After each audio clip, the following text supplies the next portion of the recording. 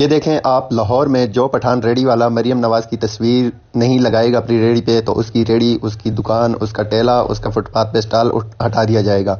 ये मरियम नवाज सस्ती शहरियत के लिए इतना कुछ कर रही है। पंजाब में पठान इस वक्त शदीद मुश्किलात का शिकार हैं। सब आवाज़ उठाएं।